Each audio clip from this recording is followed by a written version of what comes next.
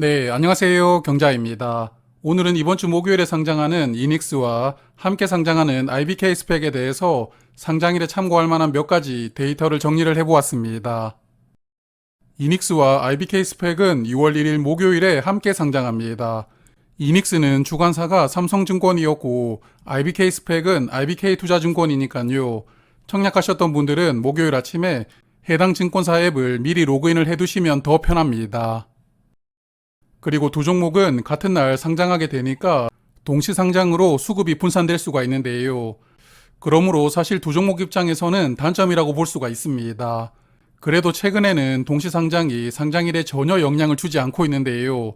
저번 주만 하더라도 24일에 우진엔텍과 대신스펙이 같이 상장했는데 우진엔텍은 상한가였고 대신스펙은 225%까지 주가는 올라갔거든요. 물론 어제 포스뱅크와 현대힘스 흐름이 애매해서 저번 주와 이번 주 분위기가 사뭇 달라졌을 수도 있습니다. 그러므로 이런 부분까지 포함을 해서 이제 하나씩 차근차근 살펴보겠습니다. 자, 그러면 먼저 이닉스 최종 배정 결과부터 체크를 하겠습니다. 우리 사주 조합에 15만 주를 배정을 했었는데 직원들은 모두 청약하였습니다. 미달 없이 깔끔하게 우리 사주 물량이 완판되었고요. 직원들은 1년 뒤 주가가 공모가보다는 더 높을 것이라고 생각을 한 것이기 때문에 우리 사주가 완판되었다는 것은 상장일에 긍정적으로 작용한다고 생각이 됩니다. 그리고 최종 의무 확약이 대박인데요. 무려 53.9%입니다.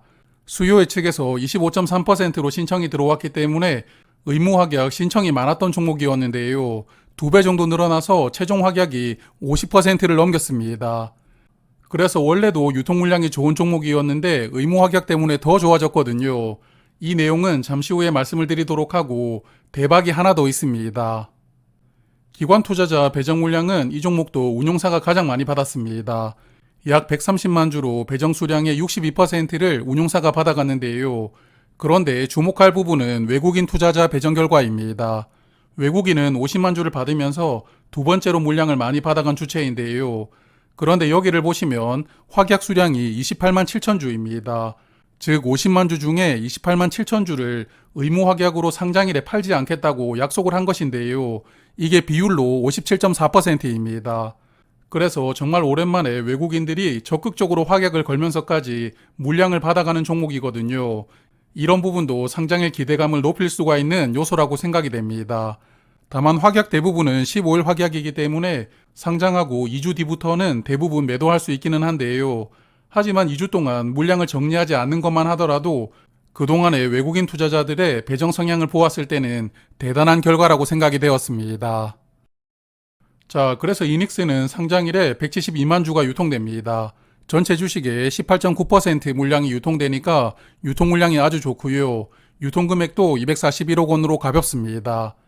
그리고 상장일에 매도할 수 있는 기존 주주가 없고 유통 물량은 전부 공모주주 물량으로만 구성되어 있습니다. 그래서 이닉스는 유통 물량 조건이 아주 좋은 편인데요. 저번 주에 상장을 했었던 우진엔텍과 현대힘스와 비교를 해볼 수준입니다. 우진엔텍은 상장일 시작부터 상한가, 즉 점상이었고요. 현대힘스도 상한가 아래에서 시작을 해서 2분 만에 상한가를 갔습니다. 그렇기 때문에 이닉스도 상장일을 충분히 기대를 해볼 수 있는 조건인데 하지만 이번 주 분위기가 조금 변했다는 것이 변수입니다. 자, 일단 지난주 금요일에 상장했던 현대힘스 상한가로 멋지게 상장을 했지만 다음날에 하한가가 나왔습니다.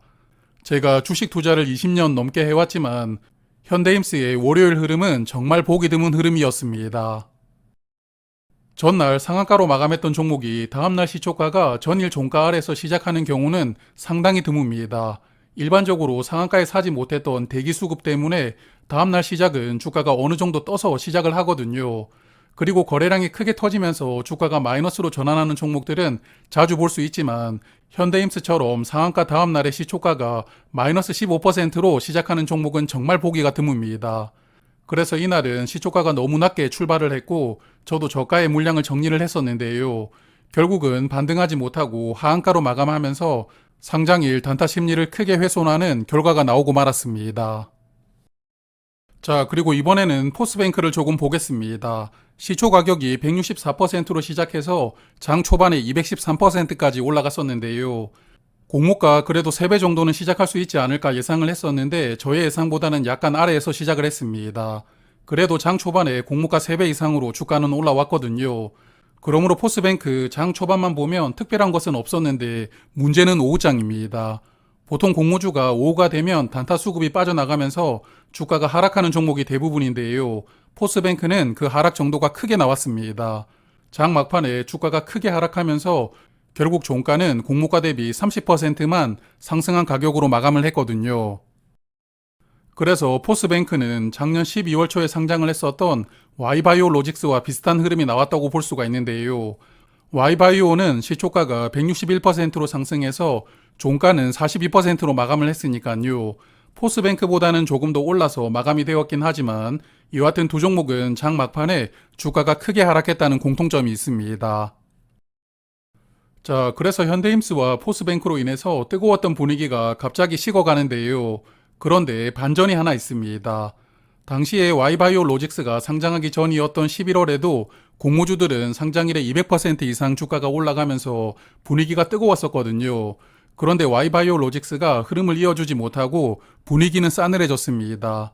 이런 분위기에서 다음 종목으로 KNS가 상장을 했었는데 KNS 상장일에 롤러코스터를 태우다가 결국 상한가로 마감을 하는 엄청난 반전을 보여주었던 종목입니다. 그래서 KNS 사례도 보셨겠지만 지금 분위기가 좋지 않다고 해서 이닉스도 흐름이 나쁠 것이다 이렇게 단정할 수는 없습니다. 하지만 이번 주 분위기가 이닉스 초반 흐름에 영향을 줄 수는 있다고 생각을 하는데요. 그래도 이닉스라는 종목 자체가 조건이 워낙 좋기 때문에 나름 괜찮은 시세를 보여줄 가능성은 있다고 생각이 됩니다. 그러므로 저번 주 분위기라면 우진엔텍이나 현대임스처럼 따따블 상한가를 한번 기대를 해볼 수도 있었겠지만 지금 분위기가 시초가에 공격적으로 매수를 하려는 수급이 그렇게 많지는 않을 것 같거든요. 그래서 저는 이닉스가 180에서 200% 정도 상승해서 출발하는 것으로 예상을 해봅니다. 자, 그래서 이 정도 가격으로 시작을 한다면 계속 반복해서 말씀을 드리고 있지만 선택지는 두 가지입니다. 시작 직후에 매도를 하느냐 아니면 조금 기다려보느냐인데요.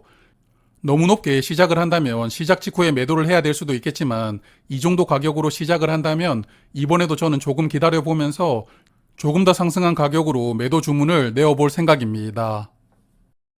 하지만 제가 원하는 대로 상승하지 않고 하락할 경우도 있겠죠. 저는 하락하는 경우에는 저가나 시초가를 깨고 내려오면 매도하는 것을 원칙으로 생각하고 있는데요. 포스뱅크로 예를 들어서 말씀을 드려보겠습니다. 화면은 포스뱅크 주가를 1분 단위로 보여주는 1분봉 차트입니다. 어제 상장일에 시작하고 포스뱅크는 3분 동안 주가는 올라갔는데요. 만약 이때 매도를 하지 않았다면 이후부터는 주가가 하락하는 것을 경험을 하였을 텐데요. 자, 일단 주가가 56,000원까지 상승을 했는데 하락해서 5만원을 깨고 내려왔다면 저는 그때 매도를 했을 겁니다. 그런데 5만원을 깰 때도 매도를 하지 않았다. 그러면 이제 시초가를 저점으로 설정을 해두고 기다립니다. 그리고 주가가 다시 올라가지 못하고 또 하락해서 시초가마저 깨고 내려오면 그때는 정리를 하는데요. 포스뱅크의 경우에는 시초가를 깨고 내려오면서 주가가 4만원 밑으로 크게 빠졌습니다. 하지만 이후에 조금씩 상승을 하면서 나중에 시초가를 잠깐 회복을 하기도 했는데요.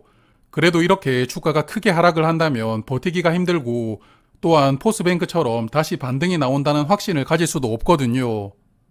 그러므로 시작 직후에 매도를 하지 않고 조금 기다려보는 선택을 하셨다면 주가가 하락할 때 정리를 하겠다고 생각을 하는 가격을 정해두고 기다려야 되고요.